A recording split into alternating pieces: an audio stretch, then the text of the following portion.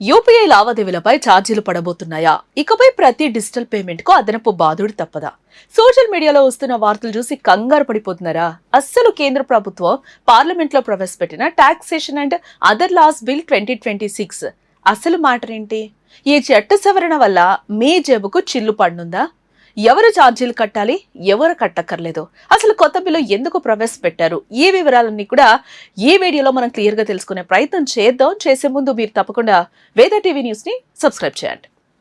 భారత పార్లమెంట్ లో ప్రవేశపెట్టిన taxation and other loss bill 2026 ద్వారా payment and settlement system act 2007 లోని సెక్షన్ 10A సవరణకు లోక్సభ ఆమోదం తెలపడం జరిగింది. ఇప్పటి వరకు ఈ సెక్షన్ వల్ల యూపీఐ లావాదేవీలపై ఛార్జీలు వేయడం చట్టబద్ధంగా వీళ్లు పడలేదు. తాజా సవరణతో భవిష్యత్తులో డిజిటల్ చెల్లింపులపై కొన్ని ప్రత్యేక నిబంధనల ప్రకారం ఛార్జీలు విధించే అధికారం ప్రభుత్వానికి లభించినట్లయింది. అయితే దీంతో అంత కంగారు మొదలైంది కదా. యూపీఐ చేస్తే డబ్బులు కట్ అవుతాయనే ప్రచారం జరుగుతుంది. బట్ అసలు నిజం అది కానే కాదు. సాధారణ ప్రజలకు మరియు చిన్న వ్యాపారులకు యూపీఐ ఎప్పటికీ పూర్తిగా ఉచితమే. మీరు మీ స్నేహితులకు, బంధువులకు డబ్బులు పంపినా, లేదా రోడ్డు పక్కన కిరాణా కొట్టు, కూరగాయల బండి, ఆటో డ్రైవర్ల దగ్గర క్యూఆర్ కోడ్ స్కాన్ చేసి పేమెంట్ చేసినా ₹1 కూడా ఛార్జ్ ఏం పడదు. మీ రోజువారీ యూపీఐ లావాదేవీలు ఎప్పటికీ పూర్తిగా ఉచితమే. దేశంలో జరిగే 95% లావాదేవీలు అంటే 2000 లోపే ఉంటాయి కాబట్టి సామాన్యులు అస్సలు కంగారు పడాల్సిన పనే లేదు. ఇంతవరకు payment and settlement system act 2007 లోని సెక్షన్ 10A ప్రకారం యూపీఐ పై ఛార్జీలు వేయడం చట్ట విరుద్ధం. బట్ ఏ వ్యవస్థను మెయింటైన్ చేయడానికి బ్యాంకులు, ఫిన్టెక్ సంస్థలకు అవుతున్న వేల కోట్ల ఖర్చును దృష్టిలో పెట్టుకుని ప్రభుత్వం ఈ చట్టాన్ని సవరించింది. భవిష్యత్తులో కొన్ని ప్రత్యేక కేటగిరీలపై మాత్రమే ఛార్జీలు విధించే అధికారాన్ని ఈ బిల్లు ద్వారా ప్రభుత్వం తన చేతుల్లోకి తీసుకుందన్నమాట. ఈ కొత్త రూల్ కేవలం ఏడాదికి 1.5 కోట్లకు పైగా టర్నోవర్ ఉండే పెద్ద పెద్ద కార్పొరేట్ మాల్స్, లగ్జరీ షోరూంలు, 5 స్టార్ హోటళ్లకు మాత్రమే వర్తిస్తుంది. అది కూడా అలాంటి పెద్ద చోట్ల 2000 కంటే ఎక్కువ విలువైన బిల్లును యూపీఐ ద్వారా చెల్లించినప్పుడు మాత్రమే సుమారుగా 0.25% నుండి 0.5% వరకు మర్చెంట్ డిస్కౌంట్ రేట్ పడే అవకాశం ఉంది. ఏ ఛార్జీని సదరు పెద్ద వ్యాపార సంస్థలే భరించాలి, కానీ కస్టమర్ల నుండి వసూలు చేయడానికి వీల్లేదని ప్రభుత్వం స్పష్టం చేసింది. ఉదాహరణకు మీరు ఒక పెద్ద మాల్లో ఒక ₹5,000 విలువైన షాపింగ్ చేసి యూపీఐ ద్వారా పే చేస్తే మీ అకౌంట్ నుండి ₹5,000 మాత్రమే కట్ అవుతుంది కదా. ఆ సర్వీస్ అందించినందుకు గాను ఆ మాల్ యాజమాన్యం సుమారుగా 15 నుండి 25 వరకు బ్యాంకుకు లేదా పేమెంట్ గేట్వే సంస్థకు సర్వీస్ ఛార్జ్ రూపంలో చెల్లిస్తుందన్నమాట. భారత ప్రభుత్వం ఇప్పుడు ఈ చట్ట సవరణ తీసుకురావడానికి గల బలమైన ఆర్థిక కారణాలు కూడా ఉన్నాయని చెప్తుంది. భారతదేశంలో యూపీఐ లావాదేవీలు విపరీతంగా పెరిగిపోయాయి కదా.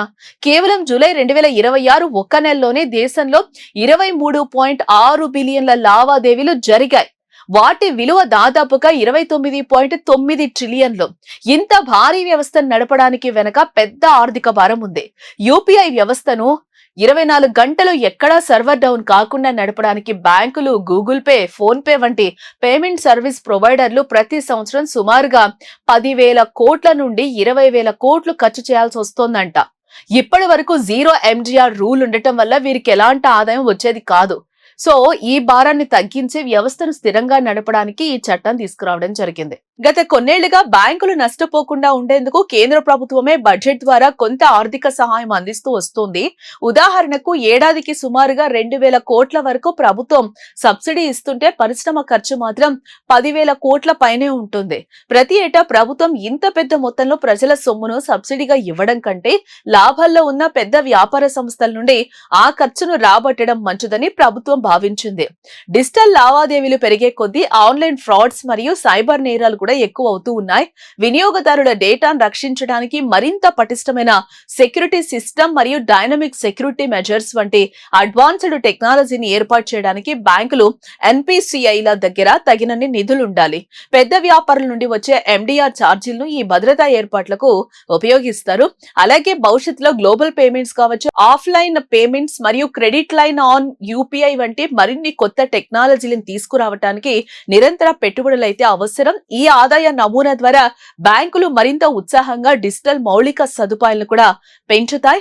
ప్రభుత్వం డిజిటల్ ఇండియాను ప్రోత్సహించడానికి మొదట్లో యూపీఐని పూర్తిగా ఉచితంగా ఉంచింది. ఇప్పుడు అది ప్రజల్లోకి బాగా దూసుకెళ్లి స్థిరపడింది కాబట్టి ఆ భారాన్ని ప్రభుత్వం మోయకుండా ఏడాదికి 1.5 కోట్లకు పైగా టర్నోవర్ ఉన్న పెద్ద పెద్ద మాల్స్, షోరూంల నుండి మాత్రమే వసూలు చేసేలా చట్టపరమైన మార్పులు చేసింది.